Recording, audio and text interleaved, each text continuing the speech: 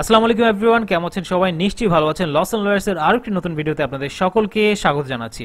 সুপ্রিয় দর্শক, export import business guideline নিয়ে অলরেডি আমার চ্যানেলে সিরিজ ভিডিও আছে এবং সেই ভিডিওগুলোতে কিছু কিছু জায়গায় সমস্যা থাকার কারণে আমি নতুন করে এই ভিডিওটি আপনাদের সামনে উপস্থাপন করছি।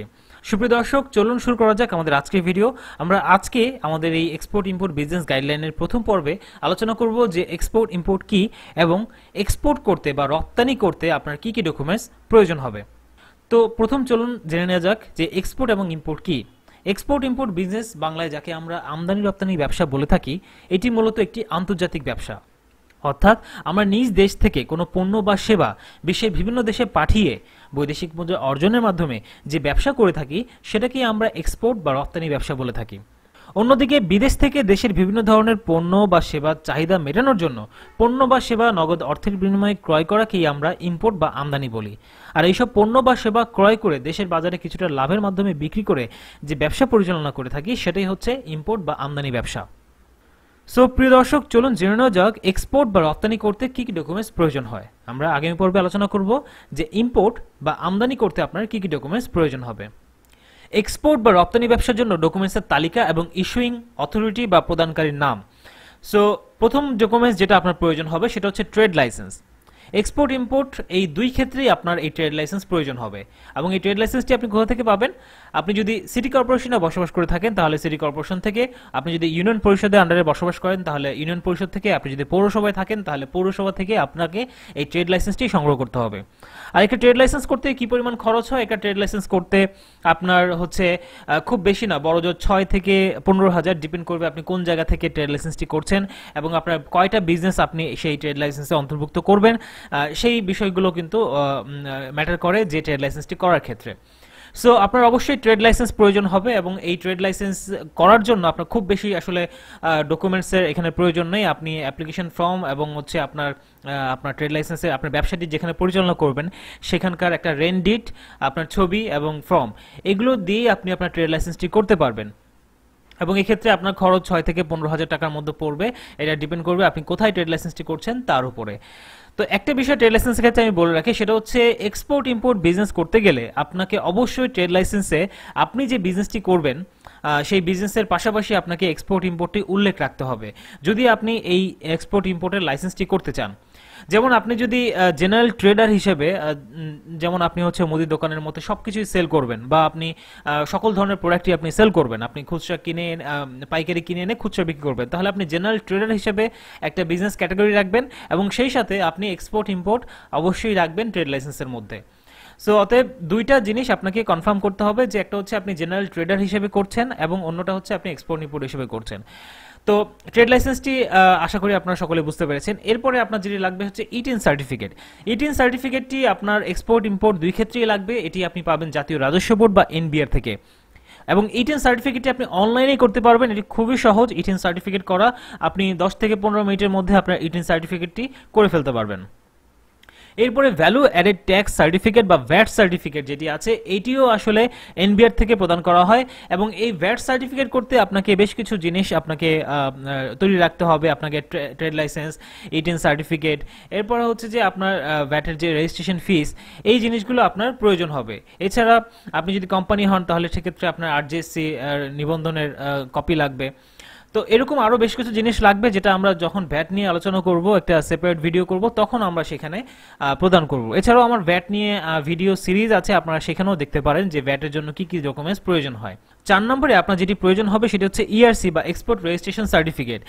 এই এক্সপোর্ট রেজিস্ট্রেশন সার্টিফিকেটটি কে প্রদান করেন? এটি প্রদান করেন হচ্ছে chief controller of import and export. এটি এই গভর্নমেন্টের এই অধিদপ্তর, তারা হচ্ছে এই সার্টিফিকেটটি প্রদান করে থাকে এবং এই ইআরসিটিও আপনি খুব সহজেই করতে পারবেন। এরপরে 5 নম্বরে যেটা হচ্ছে বৈধ চেম্বার অফ কমার্স বা অ্যাসোসিয়েশনের মেম্বারশিপ সনদ। আপনাকে অবশ্যই আপনি এক্সপোর্ট বা ইম্পোর্ট যেটাই করুন না কেন আপনাকে বৈধ চেম্বার অফ কমার্স বা অ্যাসোসিয়েশনের মেম্বারশিপ সনদ নিতে হবে। বাংলাদেশের যে কোনো বৈধ চেম্বার অফ কমার্স বা অ্যাসোসিয়েশনের আপনি সদস্য হতে পারেন, তবে এখানে আপনার পণ্যের ধরন অনুযায়ী যে অ্যাসোসিয়েশন রয়েছে সেই অ্যাসোসিয়েশনের সদস্য হওয়াটাই আপনার জন্য সবচেয়ে বেটার হবে। সাপোজ যদি আপনি আপনার পণ্যের ধরন অনুযায়ী কোনো অ্যাসোসিয়েশনের সদস্যপদ নিতে না পারেন তাহলে আপনি সরাসরি চেম্বার অফ কমার্সের সদস্যপদ আপনি গ্রহণ করবেন। যেমন ঢাকা হলে ঢাকা চেম্বার অফ কমার্স এবং চট্টগ্রাম হলে চট্টগ্রাম চেম্বার অফ কমার্স। অতএব আপনি যখন কোনো বৈধ চেম্বার অফ কমার্সের মেম্বারশিপ নেবেন তখন কিন্তু আপনার পক্ষে ইন্টারন্যাশনালি ক্লায়েন্ট পাওয়া বা বায়ার খুঁজে পাওয়া বা হচ্ছে যে আপনার ইন্টারন্যাশনাল বিজনেস করার সুযোগটা বেড়ে যাবে। এরপরে 6 নম্বরে আপনার যেটা প্রয়োজন হবে সেটা হচ্ছে পার্টনারশিপ ব্যবসা হলে রেজিস্টার্ড পার্টনারশিপ ডিড আপনার প্রয়োজন হবে এবং এই পার্টনারশিপ ডিডটা আপনি হচ্ছে রেজিস্ট্রেশন করে রাখতে হবে। এটা করবে হচ্ছে আরজিএসসি থেকে আপনি এটা রেজিস্ট্রেশনটা কমপ্লিট করতে পারবেন। সো এক্সপোর্ট ইম্পোর্ট এই দুই ক্ষেত্রেই আপনার এই পার্টনারশিপ ডিড যেটা আছে সেটা প্রয়োজন হবে। 7 নম্বরে যেটা হচ্ছে memorandum and article of association. Export import এই দুই ক্ষেত্রেই আপনার এই মেমোরেন্ডাম এবং আর্টিকেল অফ অ্যাসোসিয়েশন প্রয়োজন হবে যদি আপনি কোম্পানির হয়ে যদি আপনি এক্সপোর্ট ইম্পোর্ট ব্যবসা পরিচালনা করেন। সাপোজ আপনি যদি শুধুমাত্র ট্রেড লাইসেন্স নিয়ে ব্যবসা পরিচালনা করতে চান সেক্ষেত্রে আপনার এই মেমোরেন্ডাম এবং আর্টিকেল অফ অ্যাসোসিয়েশন প্রয়োজন নাই, কিন্তু আপনি যদি কোনো একটা কোম্পানির আন্ডারে যদি আপনি এক্সপোর্ট ইম্পোর্ট বিজনেস পরিচালনা করতে চান তাহলে সেক্ষেত্রে আপনার ট্রেড লাইসেন্স তো লাগবেই, কিন্তু কোম্পানির নামে সেই ট্রেড লাইসেন্স হতে হবে এবং আপনার কোম্পানি খোলার পরে আপনি মেমোরেন্ডাম এবং আর্টিকেল অফ অ্যাসোসিয়েশনটাও আপনার প্রয়োজন হবে যদি আপনি কোম্পানি হিসেবে লাইসেন্সটা নিতে চান।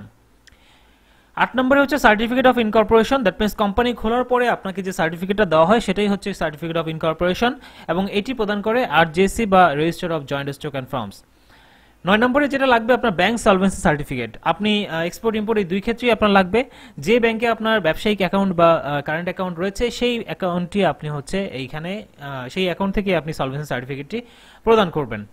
10 নম্বরে আপনার যেটা লাগবে সেটা হচ্ছে এক্সপোর্টার যারা তাদের ক্ষেত্রে জিএসপি, সাফটা, আপটা সার্টিফিকেট, অর্থাৎ ইম্পোর্টার তার দেশ থেকে শুল্ক পণ্য খালাস করাতে পারবে এইরকম একটা সার্টিফিকেট হচ্ছে আপনার এক্সপোর্টার হিসেবে লাগবে এবং এটা প্রোভাইড করবে এক্সপোর্ট প্রমোশন ব্যুরো বা ইপিবি। সো এই এক্সপোর্ট প্রমোশন ব্যুরো থেকে আপনি হচ্ছে এক্সপোর্টারের এই জিএসপি, সাফটা, আপটা সার্টিফিকেটটি আপনি সংগ্রহ করতে পারবেন।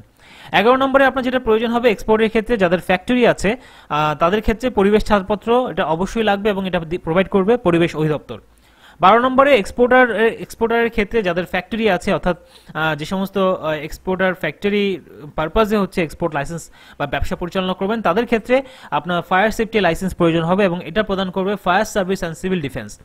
13 নম্বরে এক্সপোর্টারের ক্ষেত্রে যাদের ফ্যাক্টরি আছে সেসব এক্সপোর্টারের ক্ষেত্রে আপনার হচ্ছে বয়লার সার্টিফিকেট প্রয়োজন হবে যেখানে বাষ্পীয় ইঞ্জিন পরিচালনা করা হয় এরকম একটা বয়লার সার্টিফিকেট আপনাকে প্রোভাইড করবে office of chief controller of boilers বা বয়লার অধিদপ্তর। 14 নম্বরে আপনার যে ডকুমেন্টসটি প্রয়োজন হবে সার্টিফিকেট অফ অরিজিন অর্থাৎ পণ্য উৎপাদনকারী দেশের স্বীকৃতি। এক্সপোর্টারের ক্ষেত্রে দিতে হবে, ইম্পোর্টের ক্ষেত্রে পাবেন। সার্টিফিকেট অফ অরিজিনটা যেটা হচ্ছে এক্সপোর্টারের ক্ষেত্রে এটা আপনাকে প্রোভাইড করতে হবে। আপনি যেহেতু এক্সপোর্টার আপনার দেশের চেম্বার অফ কমার্স আপনাকে সার্টিফিকেট অফ অরিজিন প্রদান করবে আর এই সার্টিফিকেটটা ইম্পোর্টার হচ্ছে এক্সপোর্টারের কাছ থেকে পাবেন। 15 নম্বরে সার্টিফিকেট অফ অ্যানালাইসিস। পণ্যের বিস্তারিত বিবরণ আপনার যদি আপনি এক্সপোর্টার হয়ে থাকেন সেক্ষেত্রে আপনাকে দিতে হবে এবং এক্সপোর্টারের ক্ষেত্রে দিতে হবে। ইম্পোর্টারের ক্ষেত্রে ইম্পোর্টার এই সার্টিফিকেট অফ অ্যানালাইসিসটি পাবেন এবং এটা কে প্রদান করবে? পণ্য উৎপাদনকারী যিনি আছেন তিনি হচ্ছেন এই সার্টিফিকেট অফ অ্যানালাইসিসটি প্রদান করবেন। 16 নম্বরে আপনার যেটা লাগবে সেটা হচ্ছে বিল অফ এক্সচেঞ্জ। আপনি একজন এক্সপোর্টার হিসেবে আপনার এই পণ্যের বিপরীতে অর্থের আপনি দাবি যেটা বলে দ্যাট মিনস আপনি আপনার পণ্যটি পাঠিয়ে দিলেন, ঠিক আছে। সো এখন আপনার তো পণ্য পাঠাচ্ছেন, এখন আপনার তো পণ্যের বিপরীতে আপনি তো অর্থ আপনি পাবেন, আপনার তো অর্থ পাওনা রয়ে গেল যার কাছে পাঠিয়েছেন তার কাছে। অতএব এই যে আপনার পণ্যের বিপরীতে আপনার অর্থের এই দাবিটা আপনি তুলবেন হচ্ছে বিল অফ এক্সচেঞ্জের মাধ্যমে, যে এই আমার প্রোডাক্ট আমি তোমাকে পাঠালাম, এই হচ্ছে আমার বিল অফ এক্সচেঞ্জ, তুমি আমাকে এত টাকা পরিশোধ করো, এই হচ্ছে আমার বিল, তুমি আমাকে এত টাকা পরিশোধ করো। অতএব এই যে বিল অফ এক্সচেঞ্জটি এটি হচ্ছে এক্সপোর্টার প্রোভাইড করবে, ইম্পোর্টার যিনি ইম্পোর্ট করছেন তাকে প্রোভাইড করা হবে এবং ইম্পোর্টার সেই বিল অফ এক্সচেঞ্জ অনুযায়ী এক্সপোর্টারকে তার টাকাটা পরিশোধ করে দিবে। সো এটাই হচ্ছে বিল অফ এক্সচেঞ্জ। 17 নম্বরে বিল অফ লেডিং। পণ্য জাহাজে উঠানোর যে রসিদ সেটাকে বলা হচ্ছে বিল অফ লেডিং। অর্থাৎ আপনি একজন এক্সপোর্টার হিসেবে আপনার সকল পণ্য আপনি রেডি করে আপনি এখন জাহাজে তুলবেন। সো এই জাহাজে তোলার সময় আপনার এই বিল অফ লেডিংটা জাহাজের যে শিপিং বা ফ্রেট ফরওয়ার্ডিং কোম্পানি আছে তাদেরকে প্রদান করতে হবে। অর্থাৎ এখানে আমরা যেটা বলছি যে এক্সপোর্টার জাহাজে পণ্য ওঠানোর পর শিপিং বা ফ্রেট ফরওয়ার্ডিং কোম্পানির পণ্য গ্রহণের রসিদ স্বরূপ যে ডকুমেন্টসটি দেয় সেটাই হচ্ছে বিল অফ লোডিং। অর্থাৎ আপনি যে আপনার পণ্যটি সেই শিপিং কোম্পানিতে বা সেই যারা পণ্যটি ফরওয়ার্ড করছেন তাদের কাছে হস্তান্তর করলেন, তার ডকুমেন্টস স্বরূপ হিসাবে আপনাকে এই বিল অফ লেডিংটি আপনাকে সংগ্রহ করতে হবে। এবং এটা কে প্রোভাইড করবে? শিপিং বা ফ্রেট ফরওয়ার্ডিং যে কোম্পানি আছে তারা পণ্য গ্রহণের রসিদ স্বরূপ এই ডকুমেন্টসটা আপনাকে প্রদান করবে আপনি একজন এক্সপোর্টার হিসেবে। 18 নম্বরে যেটা আছে সেটা হচ্ছে বিল অফ এক্সপোর্ট বা শিপিং বিল, পণ্য রপ্তানির ছাড়পত্র যেটাকে বলা হয়। এক্সপোর্টার পণ্য পাঠানোর জন্য ব্যাংক থেকে প্রাপ্ত ডকুমেন্টস এবং অন্যান্য এক্সপোর্টার ডকুমেন্টস সিএনএফ এজেন্টকে দেওয়ার পর সিএনএফ সেই ডকুমেন্টস কাস্টমসকে দেয় এবং ডকুমেন্টস যাচাই বাছাই করে এন্ট্রি করে কাস্টমস এই রসিদটি দেয়, যাতে এক্সপোর্টার তার রপ্তানিকৃত পণ্যের শুল্ক সুবিধা, ক্যাশ ইনসেন্টিভ, শুল্ক ফেরত ইত্যাদি সুবিধা পায়। এবং এই ডকুমেন্টসটি কে প্রোভাইড করে? কাস্টমস ডকুমেন্টস যাচাই বাছাই করে এন্ট্রি করে এই রসিদটি দেয় হচ্ছে এক্সপোর্টারকে। অর্থাৎ বিল অফ এক্সপোর্ট বা শিপিং বিল এটা হচ্ছে কাস্টমস প্রদান করে এক্সপোর্টারকে। 19 নম্বরে জাতীয় পরিচয়পত্রের কপি, এটা অবশ্যই বাংলাদেশ সরকার থেকে প্রোভাইড করা হয়। 20 নম্বরে লিমিটেড কোম্পানির ক্ষেত্রে আপনার প্রয়োজন হবে name clearance certificate, certificate of incorporation, certificate of commencement of business, memorandum and article of association, এগুলো সবই আরজিএসসি থেকে প্রদান করা হয়। পণ্যের টেকনিক্যাল ডাটাশিট 21 নম্বরে, এটা আপনি এক্সপোর্টারের ক্ষেত্রে আপনার যেহেতু আপনি এক্সপোর্টার আপনার পণ্যের বিস্তারিত বিবরণ আপনি প্রোভাইড করবেন এবং এটা আপনি প্রোভাইড করবেন একজন এক্সপোর্টার হিসেবে, এটাকে আপনি বলা হয় পণ্যের টেকনিক্যাল ডাটাশিট। 22 নম্বরে ম্যাটেরিয়াল সেফটি ডাটাশিট, অর্থাৎ বিস্ফোরক পণ্যের ক্ষেত্রে যদি বিস্ফোরক কোনো পণ্য হয় তাহলে সেই ক্ষেত্রে তার যে সেফটি সংক্রান্ত যে বিবরণগুলো সেটা আপনার পণ্যের সাথে দিতে হবে এবং এটা এক্সপোর্টার দিবেন, ইম্পোর্টার এটা পাবেন। 23 নম্বরে হচ্ছে এক্সপোর্ট পারমিট, ইএমপি যেটাকে বলা হয়, এটা ব্যাংকের একটি নির্দিষ্ট ফর্ম যে কাগজে তার রপ্তানির সমস্ত বিবরণ থাকবে, এটা ব্যাংক প্রোভাইড করবে এই ইএমপি বা এক্সপোর্ট পারমিট। 24 নম্বরে হচ্ছে ইউটিলাইজেশন পারমিশন, অর্থাৎ বন্ডেড ওয়্যারহাউসে বিশেষ পণ্য ব্যবহারের অনুমতি, এটা প্রদান করবে হচ্ছে কাস্টমস বন্ডেড ডিপার্টমেন্ট। 25 নম্বরে ইউটিলাইজেশন ডিক্লারেশন, এটা বিশেষ পণ্য ব্যবহারের অনুমতি, এটা প্রদান করবে বিজেএমইএ এবং বিকেএমইএ। 26 নম্বরে রয়েছে শতভাগ রপ্তানিমুখী ফ্যাক্টরির ক্ষেত্রে বন্ড লাইসেন্স, অর্থাৎ আপনার ফ্যাক্টরিটা যদি শতভাগ এক্সপোর্ট ওরিয়েন্টেড হয়, আপনি যদি আপনার দেশে যদি কোনো প্রোডাক্ট যদি আপনি দেশের মার্কেটে না ছাড়েন, আপনার সমস্ত প্রোডাক্ট আপনার 100% প্রোডাক্টই হচ্ছে এক্সপোর্ট ওরিয়েন্টেড, সেই ক্ষেত্রে আপনি এই বন্ড লাইসেন্সের জন্য আবেদন করতে পারেন এবং এই বন্ড লাইসেন্স আপনাকে প্রদান করবে হচ্ছে duty examination and drawback office যেটা আছে ডিডো যাকে বলা হয় তারা। 27 নম্বরে হচ্ছে ইন্স্যুরেন্স কাভার নোট, অর্থাৎ এক্সপোর্টারের ক্ষেত্রে এক্সপোর্টার তার পণ্যের বিস্তারিত সেফটি বিবরণ দিয়ে দিবেন ইম্পোর্টারকে এবং এই ইন্স্যুরেন্স কোম্পানি এই ইন্স্যুরেন্স কাভার নোটটি প্রদান করবেন। 28 নম্বরে রয়েছে প্যাকিং লিস্ট, এটাও আপনারা বুঝতেই পারছেন যে প্যাকিংয়ে আপনি কি কি দিয়েছেন সেই প্যাকিং লিস্ট আপনি এক্সপোর্টার হিসেবে আপনি ইম্পোর্টারকে প্রোভাইড করবেন। সো সুপ্রিয় দর্শক, আশা করি আজকে বুঝতে পারলেন যে এক্সপোর্টার হিসেবে আপনার কি কি ডকুমেন্টস প্রয়োজন হবে। আগামী পর্বে আমরা আলোচনা করব একজন ইম্পোর্টার হিসেবে আপনার কি কি ধরনের ডকুমেন্টস প্রয়োজন হবে। সো সুপ্রিয় দর্শক, সেই ভিডিওটি দেখার আমন্ত্রণ জানিয়ে আজকের মতো এখানেই বিদায় নিচ্ছি। আল্লাহ হাফেজ।